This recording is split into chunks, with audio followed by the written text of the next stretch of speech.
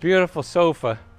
And we completely changed the baseboard of it to bring the height up, because this is also a deco piece and it was too low. It was too hard to get up and out of it.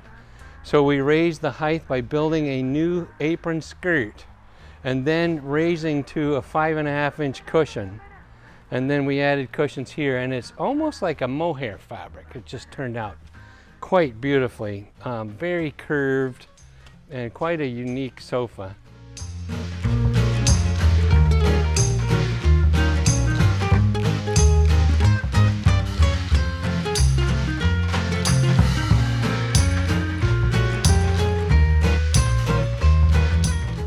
But let's take a look. Well, why is it Frankenstein's monster?